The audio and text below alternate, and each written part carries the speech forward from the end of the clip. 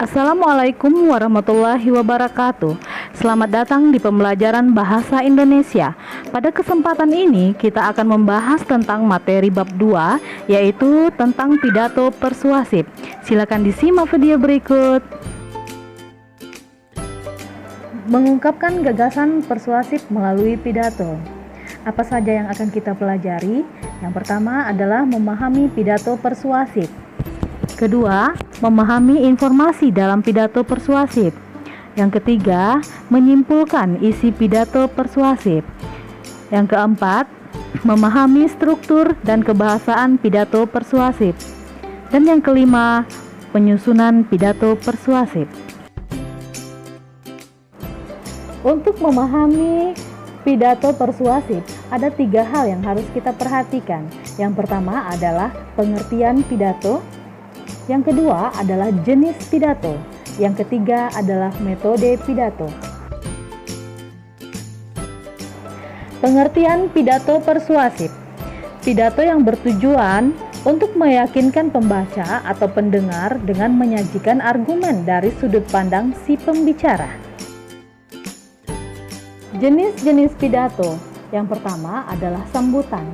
Yang kedua adalah pidato pemerintahan. Yang ketiga adalah pidato instansi, dan yang keempat adalah ceramah. Metode pidato. Yang pertama adalah manuskrip. Manuskrip adalah metode pidato dengan menggunakan naskah. Yang kedua adalah ekstemporan. Ekstemporan adalah metode pidato dengan menyiapkan garis-garis besar isi pidato. Yang ketiga adalah memoriter.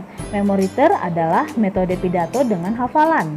Yang keempat adalah impromptu, adalah metode pidato dengan dadakan atau tanpa persiapan.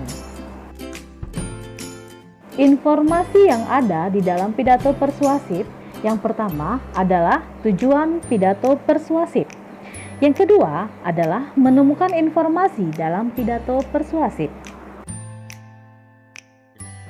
Tujuan pidato persuasif yang pertama adalah memberikan informasi kepada pendengar. Yang kedua, meyakinkan pendengar. Yang ketiga adalah menghibur pendengar. Dan yang keempat, menggerakkan pendengar. Langkah-langkah menemukan informasi dalam pidato persuasif. Yang pertama, membaca atau mendengarkan pidato persuasif dengan seksama. Yang kedua, mencatat informasi penting dalam pidato persuasif yang dibaca atau didengarkan. Yang ketiga, menyimpulkan pesan dari informasi yang penting dalam pidato persuasif yang dibaca atau didengarkan. Yang akan kita pelajari pada membuat simpulan isi pidato persuasif adalah yang pertama, yaitu kita harus mengetahui dulu langkah-langkah menyimpulkan isi pidato persuasif. Dan yang kedua, kita juga harus mengetahui aspek yang diperhatikan dalam menyimpulkan isi pidato persuasif. Adapun langkah-langkah menyimpulkan isi pidato persuasif, yang pertama adalah memusatkan perhatian. Yang kedua, menyiapkan alat tulis berupa buku, pensil, dan ballpoint. Yang ketiga, mendengarkan atau membaca pidato persuasif. Yang keempat, mencatat pokok-pokok pidato yang berupa informasi ketika sedang melihat atau mendengarkan pidato.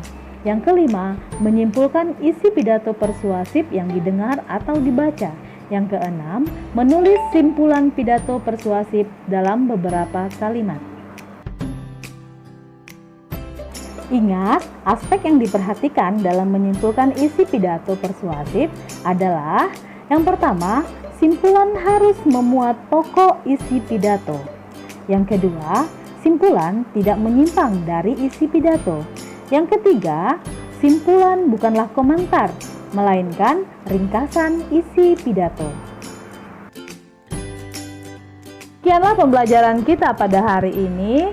Semoga bermanfaat dan selamat belajar. Wassalamualaikum warahmatullahi wabarakatuh.